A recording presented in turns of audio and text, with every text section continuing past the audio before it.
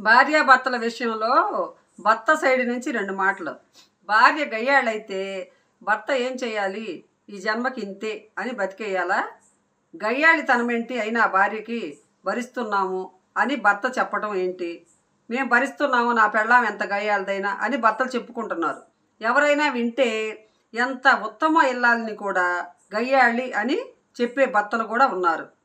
అందరూ కాదు, కొందరు కొందరు మంచి వాళ్ళని కూడా బయటికి వెళ్ళినప్పుడు ఒక్కొక్కళ్ళు ఏమైనా గయ్యాళి పెళ్ళామైనా కూడా మంచిదని చెప్పుకుంటారు. ఒక్కొక్కళ్ళు ఏమైనా మంచి పెళ్ళాన్ని కూడా నా పెళ్ళాం మామూలుది కానీ అట్ట గయ్యాళితనం అంటగడతారు. అట్ట అంటగట్టే భర్తలు కూడా ఉన్నారు. ఒకవేళ గయ్యాళి అని అనుకుందాము, భరించండి. ఆడవాళ్ళు భరించటంలా మీరు ఎన్ని బాధలు పెట్టినా అలాగే మీరు భరించండి, తప్పేముంది? అచ్చంగా మీరే జాగించుకుంటారు. ఎప్పుడు పెళ్ళాం గయ్యాళిదైనా కూడా మీరు కూడా భరించండి. భరించక తప్పదు, భరించాలి. కాకపోతే కత్తికి రెండు వైపులా పదును ఉంటుంది, సమస్యలు ఒకవైపే ఉండవు. మీరు అన్నట్టు నిజమే, చాలామంది ఎదుర్కొంటున్నారు ఈ ప్రాబ్లం. ఇది భర్త వల్ల భార్య కష్టాలు పడుతుంది అంటే సమాజం నుంచి ఒక సానుభూతి వస్తుంది. భర్త వల్ల భార్య కష్టాలు పడుతుందంటే తోటి వాళ్ళ నుంచి ఒక సానుభూతి ఉంటుంది. ఆసరా దొరకదు, సపోర్టు దొరకదు. ఎన్ని బాధలు పడినా కూడా అది తర్వాత సంగతి. భర్త క్యారెక్టర్ ఒక్కటి సరిగ్గా లేకపోతే, భర్త సరైనోడు కాకపోతే ఎలా ఉంటుందంటే కంటిలో నలుసు, కాలిలో ముళ్ళు, చెప్పులో రాయి, చెవిలో జోరీగా బాధ పెట్టి ఇబ్బంది పెట్టి చెప్పటానికి కూడా చెప్పలేము. ఎన్ని బాధలైనా చెప్పుకోలేము. ఆల్రెడీ సుమతి శతకంలో వేమన్న శతకమో సుమతి శతకమో నాకు గుర్తులేదు, అందులో ఒకటి ఉంది. కంటిలో నలుసు పడితే, నలుసు ఎంత చిన్నది ఉంటుంది, ఇంత నలుసు. కంటిలో నలుసు పడితే చిన్న నలుసు ఉంటుంది, చాలా చిన్నది. కానీ బాడీ మొత్తము గిలగిలా కొట్టుకుంటుంది. ఆ కంటిలో నలుసు పడితే తట్టుకోలేక అది బయటకు తీసేదాకా ప్రాణం టకటక కొట్టుకుంటూ ఉంటుంది. నలుసు ఎంతే ఉంటుంది కానీ ఎంత ప్రమాదమో చూడండి. అలాగే ముళ్ళు ఎంత ఉంటుంది, అది కూడా చిన్నది. పెద్దదైతే తీసివేస్తాం, కానీ చిన్నది తీసేటప్పుడు చివర కొన ఉంటుంది చూసారా, అది లోపల ఇరుక్కొని ఇక చూడండి అది బయటకు వచ్చేదాకా అడుగు వేయలేం. ఒక్క అడుగు తీసి అడుగు వేయలేం, అంత బాధపడతాం.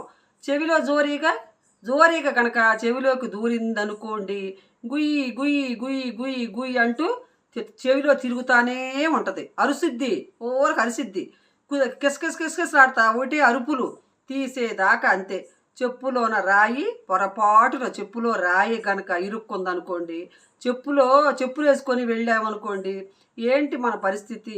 అది ఎంతగా విసిగిస్తుందంటే తీసి పడేసేదాకా గుచ్చుకుంటానే ఉంటుంది. చెప్పులోంచి వచ్చి కాళ్ళలో గుచ్చుకొని అడుగు తీసి అడిగేలేనంతగా గుచ్చుకుంటా ఉంటుంది. చెప్పులో రాయి కూడా అంత బాధ. కానీ భార్య అలా కాదు కదా, కొంచెం ట్రై చేస్తే వీటన్నిటినీ తీసేసుకోవచ్చు, రిలాక్స్ అవ్వచ్చు. కానీ భార్యని తొలగించలేం కదా. నేను చాలామందిని చూశాను, మా స్నేహితుల్లో, మా బంధువుల్లో ఉంటారు. చీటికి మాటికి గొడవ పెట్టుకునే వాళ్ళు కూడా ఉన్నారు. ఒక్కోసారి ఆ అమాయకపు భర్తలను చూస్తే నాకే ఏడుపు వచ్చిద్దండి. పాపం ఏం మాట్లాడలేరు. ఏంటిరా నీకు ఈ కర్మ, ఏ జన్మలో ఏం పాపం చేసావురా అని అనిపించిద్ది వాళ్ళని చూస్తుంటే. ఏంటండి, వాడు అమ్మతో మాట్లాడకూడదు, చెల్లితో మాట్లాడకూడదు, వాడికంటూ ఒక జీవితం ఉండకూడదు, వాడంటూ ఏం చేయకూడదు, వాడి ఇష్ట ప్రకారం ఏమైనా చేశాడో వాడు చచ్చాడు, వాడికంటూ జీవితం అంటూ ఉండకూడదు. మొత్తం జీతం మీద మొత్తము ఈవిడ పెత్తనమేనండి. అంటే కూర్చోవాలి, లెగువంటి లేవాలి, కూర్చోమంటే కూర్చోవాలి. ఇంకొకటి ఉంటాడు, పొరపాటున వాడి ఫోన్కి నాలాంటిది ఒకటి ఫోన్ చేసింది అనుకోండి, వాడి ఫోన్కి చేసింది అనుకోండి, నాలాంటిది ఫోన్ చేసినా కూడా వాడి బతుకు బస్ స్టాండేనండి. గబాలు ఎవరిని ఫోన్ చేస్తే అర్థమైందా? వాడికి ఎక్కడ మగాడికంటూ స్వేచ్ఛ లేదు, వాడి బతుకు స్వేచ్ఛ అంటూ లేదు. ఎవరైనా చెప్పుకోవటానికి అహం అడ్డు వస్తుంది. ఇంకొకటి, ఎంతసేపు కూడా దీని గురించి మాట్లాడుకోవాలంటే బయట సంపాదించే మగాడికి ఇంట్లో వాతావరణం సరిగ్గా లేకపోతే నరకం కన్నా ఘోరమైన బాధ. అది జీవితాంతం నరకంలోనన్నా ఒక పావు గంట వేయించుతాడేమో కానీ ఆ నూనెలో ఒక పావు గంట వేయించి ఆ మంటల్లో కాలేదాకా అది కొంచెమే ఉంటుందేమో కానీ వీడు తాళి కట్టిన దగ్గర నుండి పాడే కట్టించుకునే దాకా వీడు పడాల్సిందే, ఈ బాధలన్నీ పడాల్సిందే. ఆ బాధ ఎంత భయంకరంగా ఉంటుందో నేను చాలా ఇళ్లలో చూశాను. ఎంత శాదిష్టుతనం ఉంటుందంటే వీళ్ళకి తోడు వీళ్ళ పుట్టింటి వాళ్ళు తయారవుతారు, వీళ్ళని ఎగదోయటానికి తయారవుతారు, వీళ్ళకి సపోర్ట్ ఇవ్వటానికి. వాడు మనిషి కాదా చెప్పండి? వాడు మనిషేగా. ఒక అమ్మ బాబు జన్మనిస్తే వాడు నీ చేతికి వచ్చాడు, వాళ్ళతో మాట్లాడటం కూడా వాడు చేసుకున్న పాపమా? అలాగే తోబుట్టువులు నీకు ఎలా ఉన్నారో వాడికి కూడా అలానే ఉంటారు. వాడికి అక్కర్లేదా అక్క చెల్లి అన్న తమ్ముడు అందరినీ కట్ చేసుకొని వచ్చి నీ ఎదురుగా కూర్చోవాలా? ఆఫీసుకు వెళ్ళాడనుకో, ఎక్కడున్నా వీడియో కాల్ చెయ్యి, వెంటనే వీడియో కాల్ చెయ్యాలి. వీడి బతుకు బస్ స్టాండ్ కంటే కూడా ఘోరంగా ఉంటుంది. వీడియో కాల్ చెయ్యి అంటే చేయాలి ఎమ్మటే. పల్లీలు అమ్ముకునేవాడు ఉంటాడు చూడండి బస్ స్టాండ్లో, ఇటు వస్తే ఒకడు పిలుస్తాడు, అటు వెళ్తే ఒకడు పిలుస్తాడు వాడిని, ఆ పల్లీలు అమ్ముకునేవాడిని. ఇప్పుడు ఎవరో ఒకరు పిలుస్తూ ఉంటారు కదా, బస్సులన్నీ వచ్చేసాయి అనుకోండి. ఒక్కసారి బస్సులన్నీ ఎటు వెళ్ళి అమ్ముకోవాలో తెలియదు. ఒక్కోసాట డబ్బులు కూడా దొబ్బుతాయి వాడికి, అటు ఇచ్చి బస్సులు వెళ్ళిపోతాయి తీసుకొని. వెళ్ళే వాళ్ళకి ఇస్తాడండి, బస్సులు వెళ్ళేటప్పుడు కూడా ఇస్తాడు పాపం వాడు. ఈలోపు ఇంకొకటి పిలుస్తాడు, ఇటు తిరగంగానే ఆ బస్సు పోయిందంటే డబ్బులు పోతాయి. వాడి పని అగమ్య ఘోషణం అయిపోద్ది వాడి పని. నిజంగా ఆ రోజు లాభం వచ్చిద్దో నష్టం వచ్చిద్దో లెక్క వేసుకోవడానికి వాడికి మైండ్ కూడా పనిచేయదు. జీవితంలో వీళ్ళకి మనశ్శాంతి ఉండదు. ఆఫీసుకు వెళతారా, ఏం చేస్తున్నారో అర్థం కాదు, అసలు ఏం చేయాలో అర్థం కాదు. ఎందుకంటే మనశ్శాంతి లేకుండా వెళ్తారు కదా బయటికి. ఉన్నారంటే ఉన్నారు, జీవోత్సవాలైన జీవితాలు ఇలాంటి చాలా చూసామండి ఇలాంటి వాళ్ళని. ఇలాంటి ఆడవాళ్ళకి ఏం పేరు పెట్టాలో రావటం లేదు, కానీ మగాళ్ళకైతే చాలా తొందరగా వస్తాయి పేర్లు. ఏ పేరుని పెట్టుకోవచ్చు, ఆడవాళ్ళం కదా, గబాలు ఏం పేరు పెట్టాలో అర్థం కాదు. మనం ఆడవాళ్ళం కాటాను ఎందుకంటారేమో, నన్ను నేను తిట్టుకున్నట్టుగా ఉంటుంది వీళ్ళకి పేర్లు పెట్టాలంటే. అందుకని నోరు మూసుకోవాల్సి వస్తుంది. జీవితం విలువ తెలుసుకోవాలి. నువ్వు నీ పెత్తనం సాగాలనే, నీ అహం సాగాలను, నీ పెత్తనం సాగాలను. అతనెవరు? నువ్వు కట్టుకున్న భర్త. వాడు ఒక మనిషి, సంపాదించి పెట్టేవాడు.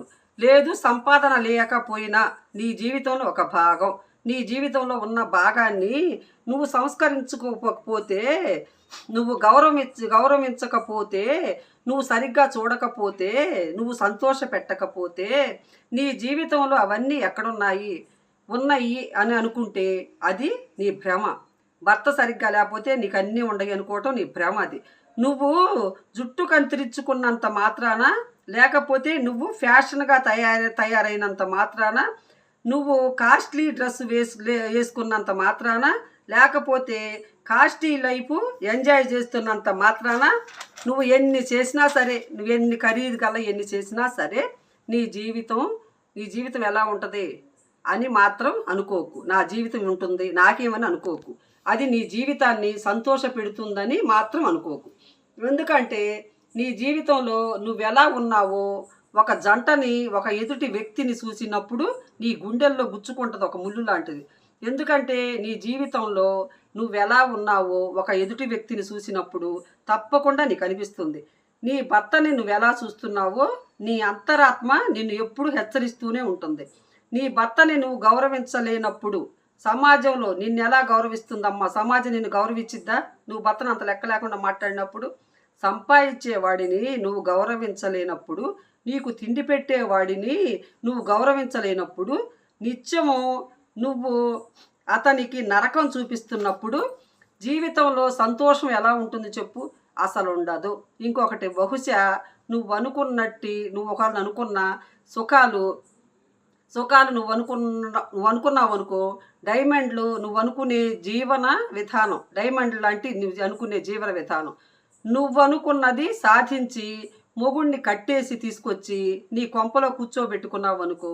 కానీ వాడికి కూడా ఒక మనసు ఉంటుంది కదా, వాడి లోపల ఒక మనసు ఉంటుంది కదా, ఆ మనసు ఏడుసిద్ది. నీకు ఏడుపు వస్తే కన్నీళ్ళు వస్తాయేమో, కానీ వాడికి ఏడుపు వస్తే ఇంకా చాలా చాలా వస్తాయి. ఓకే, ఆవేదన, ఆ ఏడుపు చివరికి నీ జీవితంలో నువ్వే అనుభవించాల్సిన పరిస్థితులు వస్తాయి.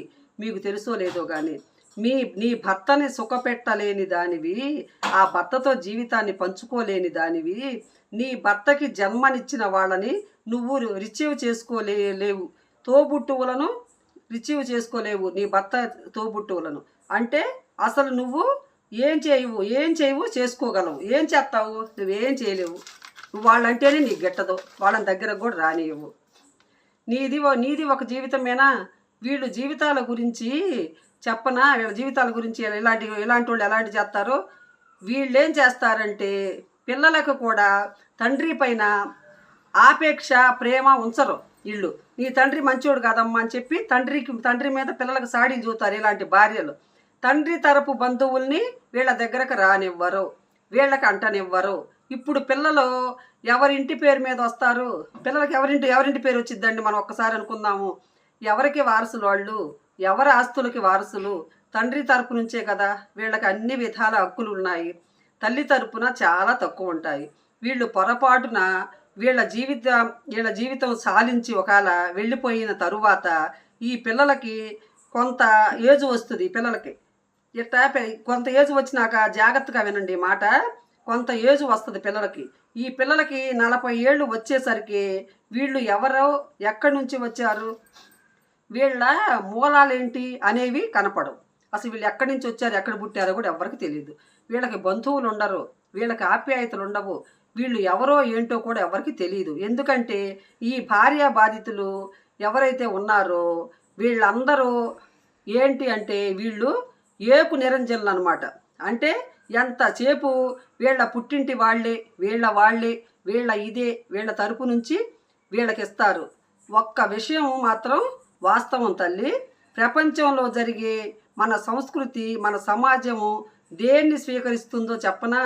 మొగుడు అసహాయుడైనా నిస్సహాయుడైనా నువ్వు వదిలేయి లేదా వదిలించుకో. కానీ నీ బిడ్డలు ఎవరైతే ఉన్నారో వాళ్ళకి విలువ అనేది వచ్చేది ఆ ఇంటి నుంచే, భర్త తరపు బంధువుల నుంచే నీ పిల్లలకి విలువ వచ్చింది. నీ తీసేసేయి, కానీ వాళ్ళకి ఒక గుర్తింపు అంటూ వచ్చేది నీ భర్త తరపు నుంచే. వాళ్ళకి నెక్స్ట్ జీవితం ఇటు నుంచే, వారసత్వం వాళ్ళకి వచ్చేది అటు నుంచి. మీ పుట్టింటి నుండి రాదమ్మా. ఎప్పుడు వస్తుందంటే వీడు పోతే, లేకపోతే వీడిని వదిలేస్తే అప్పుడు నీ కుటుంబం సపోర్ట్ ఇస్తుంది. కానీ నీ భర్త ఉండగానే నువ్వు అందరినీ దూరం చేసుకోవాలంటే రేపు నీ పిల్లలకు 40 ఏళ్ళు వచ్చినాక నీ పిల్లలు ఎవ్వరూ లేని ఒంటరి వాళ్ళైపోతారు. నువ్వు ఉండవు, నీ అమ్మ నాన్న ఉండరు, నీ అన్న తమ్ముళ్ళు చూడరు. నువ్వెంత స్వార్థపరురాలివో నీ అన్న తమ్ముళ్ళు కూడా అంతే స్వార్థపరులై ఉంటారు. నీ కుటుంబమే పెద్ద స్వార్థపరుల కుటుంబం. నీ పిల్లల్ని పట్టించుకోరు. వాళ్ళకి రెండవ తరపు నుంచి బంధువులు ఉండరు. అమ్మ తరపు నుంచే, అత్త తరపు నుంచి రెండు వైపులా బంధువులు వాళ్ళకి కావాలి. అటుపక్క కావాలి వాళ్ళకి బంధువులు. ఎందుకంటే అటు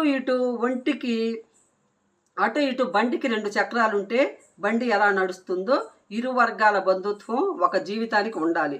ఎందుకంటే బ్యాలెన్స్ వాళ్ళు సరిగ్గా లేరనుకో వీళ్ళు సపోర్ట్ ఉంటుంది. సమాజంలో నా అనుకున్న వాళ్ళు అని చెప్పుకోవడానికి వీళ్ళు సపోర్టు లేకపోతే వాళ్ళు సపోర్ట్ ఇస్తారు. మేమున్నామని మీరు ఏం చేస్తున్నారంటే మేమున్నామని పిల్లల్ని ఒంటరి వాళ్ళని చేస్తున్నారు. రేపు పొద్దున మిమ్మల్ని తిట్టుకోరు, వాళ్ళు పిచ్చి వాళ్ళైపోతారు. ఈరోజు మీరు ఏదైతే విత్తనం వేస్తున్నారో అవే మొక్కలు మొలుస్తాయి మీ పెరట్లో. అంటే మీరు వాళ్ళని ఒంటరి వాళ్ళని చేస్తున్నారు. మీ భర్తని ఒంటరి వాడిని చేసి హింస పెట్టి బాధ పెట్టి ఏదైతే చేశావో ఏం పర్వాలేదు, నా పిల్లలు ఏమన్నా అవ్వాలి, నేను మాత్రమే బతకాలి, నా పిల్లలు ఏమైపోయినా పర్వాలేదు అనుకునే ఆడవాళ్ళు కూడా ఉన్నారండి. అది వాళ్ళ కర్మ, వాళ్ళ దరిద్రం. మీరు ఏడవండి కూర్చొని. కానీ మీరు అలాంటి వాళ్ళు కూడా ఉండారు. అలాంటి వాళ్ళు ఉండారు బాబు. ఇలాంటి కుటుంబాల్లో ఉన్న పిల్లల్ని హెచ్చరిస్తున్నా. పిల్లలన్నా మీరన్నా తెలుసుకోండి. దయచేసి మీరన్నా మారండి పిల్లలు. ఇలాంటి వాళ్ళను మీరు పట్టించుకోకండి. సమస్య నుండి పరిష్కారం రావాలి. వీలైతే మీరు పిల్లలైనా సరే పిల్లైనా సరే రూమ్లో పెట్టి కొడితే పులి అవుతుంది అంటారు. పిల్లి కూడా సమస్య మీదైనప్పుడు భర్తలకి చెబుతున్నాను, మీరు ఎందుకు నోరు మూసుకుంటున్నారు? మీరు ఒకవేళ మీ పెళ్ళాం ఎంత గయ్యాలదో నా పెళ్ళాం అట్టాడదు ఇట్టంటదని అనుకోబాకండి. సమస్య మీది. అసలుంటప్పుడు మీరు నోరు ఎందుకు మూసుకుంటున్నారు? మూసుకొని ఎందుకు కూర్చుంటున్నారు అంటే హింసించండి అని చెప్పటం లేదు. దౌర్జన్యం చేయండి అని చెప్పటం లేదు. మీ కుటుంబం దౌర్జన్యాలకు గురవుతుంది. నువ్వు నిస్సహాయంగా ఉంటున్నావు. గయ్యాళితనంగా ఉంటున్నారండి. దాన్ని నువ్వు గయ్యాళితనాన్ని నువ్వు ప్రోత్సహిస్తున్నట్టు ఉంది. నువ్వు గయ్యాళితనాన్ని ప్రోత్సహించకూడదు. నీ కుటుంబం సంతోషంగా ఉండాలనే దారి నువ్వే ఎత్తుక్కోవాలి. ఎందుకు వెళ్తావంటే నువ్వు కంట్రోల్లో పెట్టలేదు. నీ పెళ్ళాన్ని నువ్వు కంట్రోల్లో పెడితే ఇట్లా తయారయ్యేది కాదు. నువ్వు చేయలేవా? ఇక్కడ వీళ్ళు చెప్పేది ఏంటంటే కేసులు పెడుతున్నారండి, కేసులన్నీ ఆడవాళ్ళ వైపే ఉన్నాయండి, మేమేమనంటే వెళ్ళి కేసులు పెడతారండి అని అనే భర్తలు కూడా ఉన్నారు అని అంటున్నారు. ఆడవాళ్లకు ఒక విజ్ఞప్తి, కేసులు పెట్టి ఎన్ని రోజులు కాపురాలు చేస్తారమ్మా? బెదిరించి ఎన్ని రోజులు? దాన్ని కాపురం అని అంటారా? ఎవరన్నా అంటారా? కాపలా కుక్క అంటారు. మొగుడితో కాపురం అని అనరు, కాపలా కుక్క అని అంటారు. మొగుడిని అది తప్ప మీరు సాధించేది ఏదీ లేదు. సంసారంలో మాధుర్యం ఉండదు, ఆ సంసారంలో సంతోషం ఉండదు. వాడు సంతోషంగా అయితే దీంతో కాపురం అంటూ చేయడు. నువ్వు కేసులు పెట్టినాక వాడు మనస్ఫూర్తిగా అయితే చెయ్యడు. ఆ విషయాలన్నీ ఆడవాళ్ళు తెలుసుకోవాల్సిందిగా అవసరం ఉంది. కాకపోతే ఏంటంటే మగాళ్ళు నా భార్య గయ్యాళది, నా భార్య ఊరుకోదు, తన తప్పే ఉంది, నువ్వు ఊరుకుంటున్నావు కాబట్టి ఆవిడ రెచ్చిపోతుంది. ఆమె తప్పేం లేదు, ఇక్కడ నువ్వు సైలెంట్ అయిపోయావు, అందుకని ఆమె ఇష్టం వచ్చినట్టు ఆమె మాట్లాడుతుంది. నీ హక్కులు ఆవిడకి ఎన్ని హక్కులు ఉన్నాయో నీకు భర్తగా నీకు కూడా అన్ని హక్కులున్నాయి కదా. నీ నుంచి ఏం వస్తున్నాయో అవన్నీ ఆపేసి కూర్చో. కోర్టుకు వెళ్తావా, ఇంకో చోటుకి వెళ్తావా? వందలలో వేలల్లో ఉన్నాయి కేసులు. కోర్టుకి వెళ్ళాలంటే మీరు ఏం చేయలేరు. కోర్టుకి వెళ్ళి వందల వేలలో అక్కడ పడేడుతున్నాయి కోర్టులో కేసులు. మీకు అక్కడ ఒకవేళ మీరు రచ్చకెళ్ళినా కోర్టుకి వెళ్ళినా ఏం వెళ్ళాలనుకున్నా కూడా కూర్చొని ఆలోచిస్తే ఉపాయం వందలు వస్తాయి. ఉపాయం మీరు కోర్టులకి ఆటికి కేసులకి వెళ్ళబాకండి, కూర్చొని ఆలోచించండి, 100 రకాల ఉపాయాలు మీకు వస్తాయి. తప్పంతా నీదే, నువ్వే ఆమెను అలా తయారు చేసావు. అన్నిటికీ నువ్వు ఊరుకోవటానే ఆమె అఘాయిత్యాలు ఎక్కువైపోయాయి. నువ్వు భరించినంత కాలమే ఎదుటివాడి దౌర్జన్యం ఫలిస్తుంది. నువ్వు భరిస్తున్నావు ఇక్కడ, అందుకని ఆమె అలా తయారైంది. అది నీ నిస్సహాయత. నీ అంతటా నువ్వు తెలుసుకోవాలి అని అనుకోవాలా. అంతకు మించి పరిష్కారం ఏమీ లేదు. అది ఒప్పుకోపోండి. గయ్యాళి భార్యలు ఉన్నారండి, భరించలేకపోతున్నాము అంటే ఎవడు భరించమన్నారు? నేను ఆడవాళ్ళ తరపున మాట్లాడుతున్నాను కదా. ఆడవాళ్ళ తరపున మగాళ్ళని వెనకేసుకొచ్చి మాట్లాడలేదు, ఆడవాళ్ళని వెనకేసుకొచ్చి మాట్లాడతల్లా. మగవాళ్ళు పెట్టే బాధలు పడకండి అని బయటకు రండి. మగవాళ్ళు కూడా ఆడవాళ్ళకి ఎలాంటి మాటలు చెబుతాం, మగవాళ్ళకి కూడా అదేనండి. మీ బ్రతుకు మీరు బ్రతకండి అని అనటం లేదు ఆడవాళ్ళని. అదే ఆన్సరు మగవాళ్ళకు కూడా వర్తిస్తుంది. ఆడదే తెగిడిసినప్పుడు మగవాడు కూడా స్వేచ్ఛగా బతకాలి. ఇది మా ఆడవాళ్ళని ఎట్ట వచ్చి బతుకమ్మా, నీ బతుకు నువ్వు ఏడ భరిస్తావమ్మా అలాంటి ముగుడుతాని ఎలా అంటున్నాము, ఇది మగవాళ్ళకు కూడా వర్తించిద్ది. అలాంటి భార్యలతో ఎలా ఉండాలో మీరే ఆలోచించుకోండి. సర్దుకొని చెప్పుకోండి, వాళ్ళని దారికి తెచ్చుకోండి. దారికి రాకపోతే మీరు ఆలోచించుకోండి. అంతేగాని చేతుల కాపురాలను నాయస్యం చేసుకోవద్దు. భార్యను కూడా భర్తలను అలా హింసించబాకండి. అత్తగారింటి కాంచి పుట్టింటికి తీసుకొచ్చి వాళ్ళ తరపుకి పిల్లల్ని దూరం చేసి పిల్లల హింస పెట్టబాకండి. చేతులారా పిల్లల జీవితాలు నాశనం చేయబాకండి. ఆలోచించుకొని ఏం చేయాలో ఆలోచించుకోండి. బాయ్.